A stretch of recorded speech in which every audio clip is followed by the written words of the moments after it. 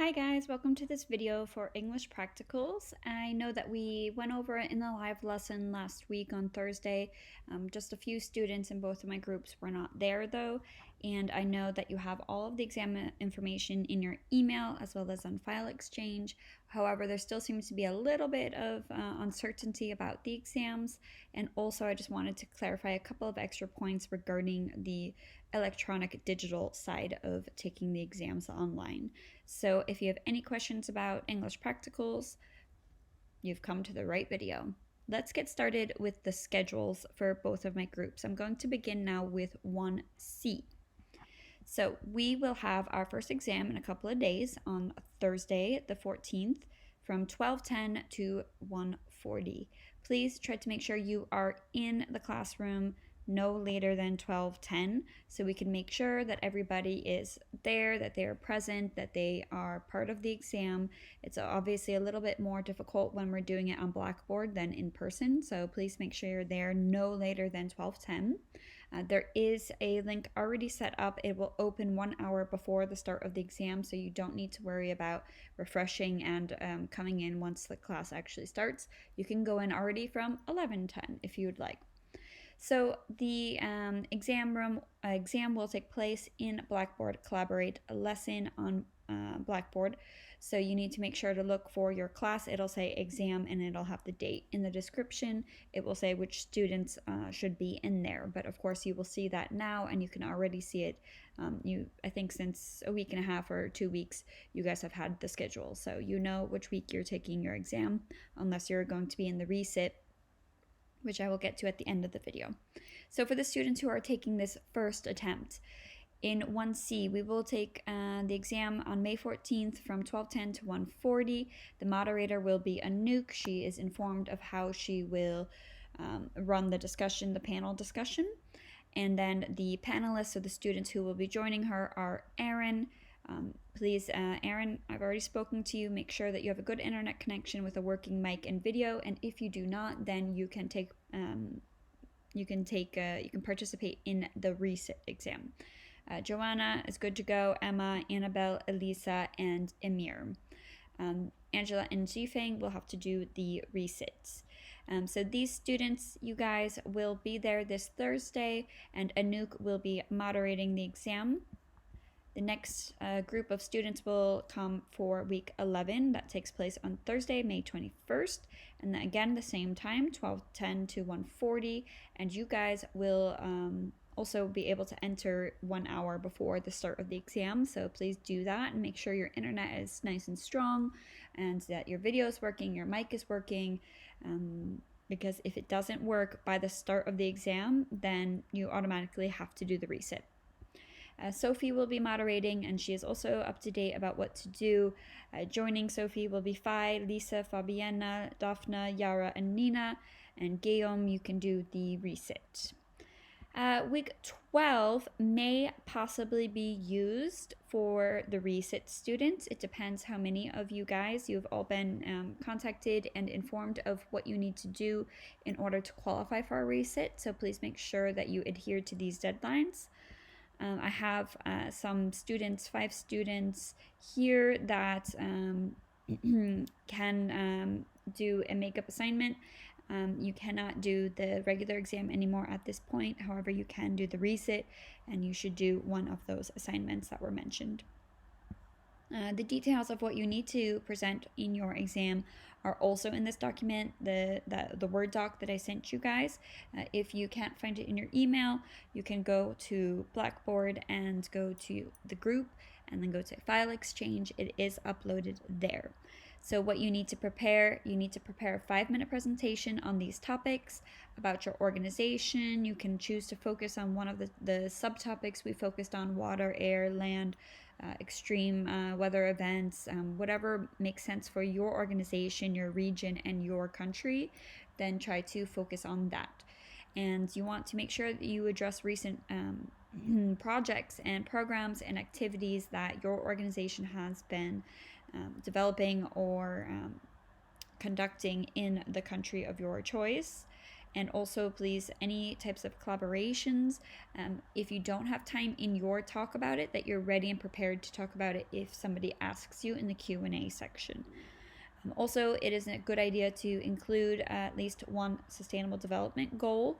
If you, again, don't have time to include that within your presentation, even though you probably should include it, you should at least be prepared to answer questions about it.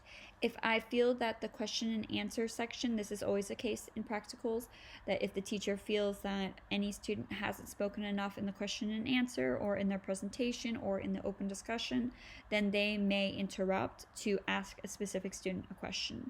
I intend on not speaking at all for the entire duration of the practicals exams. I will have my mic and my video off. However, if I need to intercept for any reason, I will, but I will avoid that at all costs.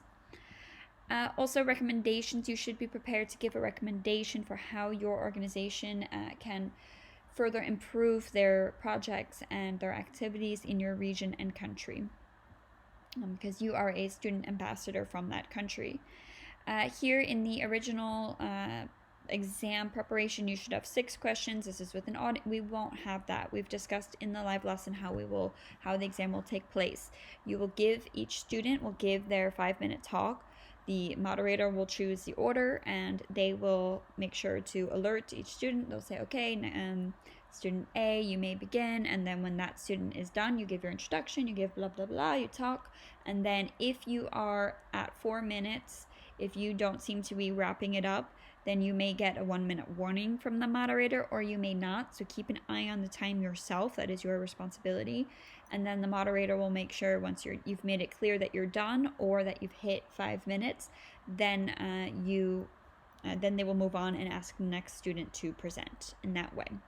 Once every student has given their presentation or their talk for about 3 to 5 minutes, max 5 minutes, then the moderator will start the Q&A section. That means the moderator will ask the first question. So Anouk or Sophie for 1C will ask another student, so student A, a question about their organization or the projects or the sustainable development goals, something related to their organization and country and the topic that they have presented on.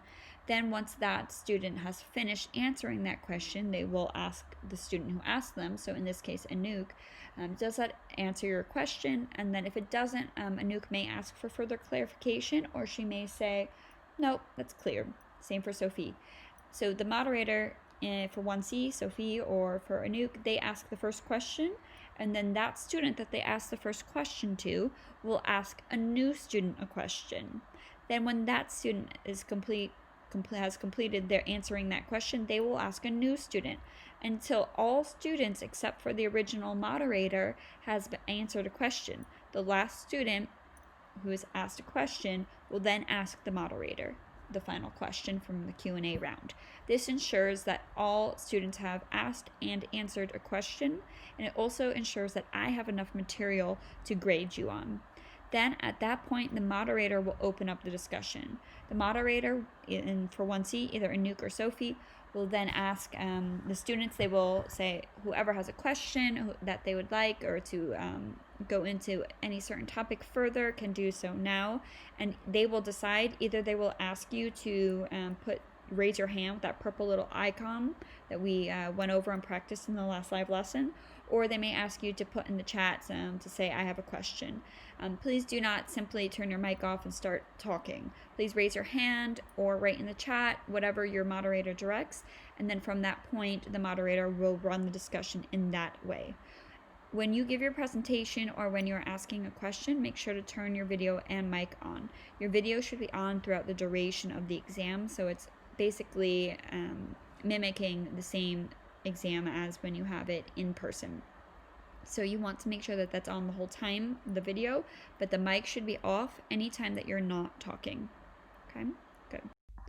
I also want to note that it's important to have a pen and paper ready so that you can write down any questions to ask during the Q&A or open discussion, while the other students are presenting.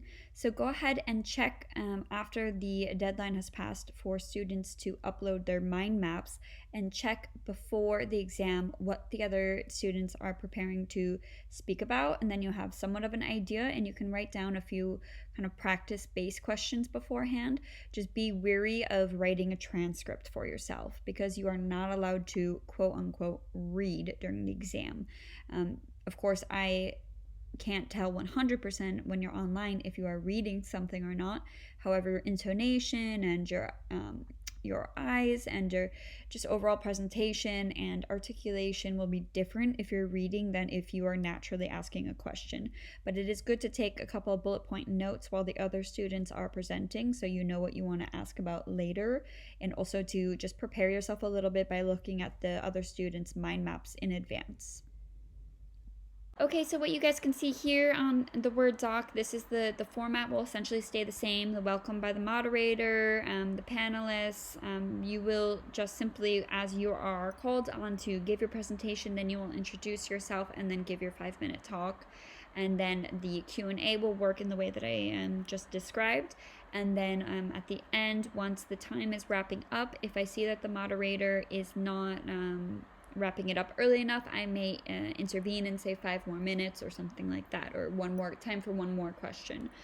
So you will be assisted by me a little bit, but for the most part, the moderator will be running the discussion, and you guys are expected to know what to do and to be prepared. Okay, guys, additionally, at least 24 hours before your exam, so depending which week you're presenting in, you should make sure that you have uploaded your mind map. It should have your name clearly written on it, your student number, and your class. And your mind map should be uploaded on journals, grouped journals, at least 24 hours in advance so that I have it printed and ready to go. I will have all of the rubrics and the mind map spread out on actual paper. So that needs to be done, and I need to have it printed well in advance before the exam.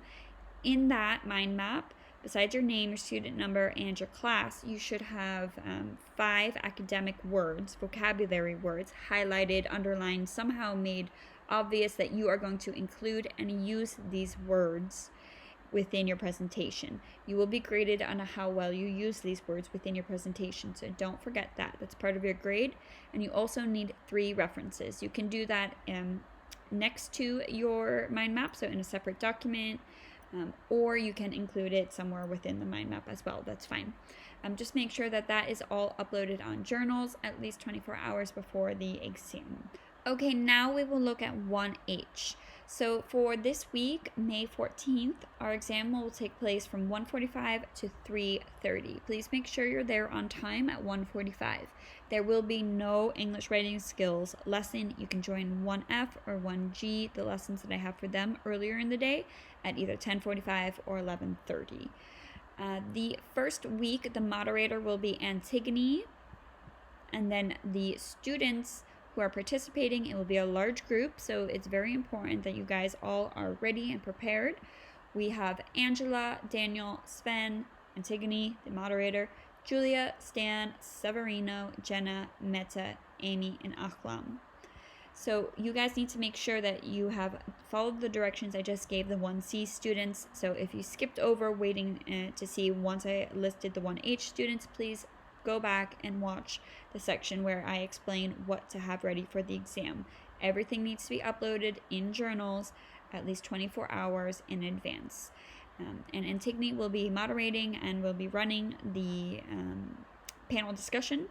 And I think Julia was ready as the backup as well. I hope so. So guys, make sure you have your backup ready and that you all are well versed in knowing what to do, because we have 11 students. That's quite a big group. We really need to make sure everything goes on as planned. So you have your maximum 5-minute your talk. You need to include everything in your mind map, and we have everyone gives their talk, then everyone does the Q&A. One student asks one person a question, that person asks the next person until Antigone has answered the last question, and then Antigone will start the open discussion portion of the exam. There is only one exam group for 11 students. There will be nothing in week 11 on May 21st. I will possibly use the normal practicals time to do additional one-on-one appointments for English writing skills, so keep your eye open on your emails. And then semester week 12, I will probably use for the first round of resits. Possibly it will be the only week, or we may have quite a few resits, and that will be then in the buffer week and or in the week 12 of the semester. So the deadline, let's talk about resits now.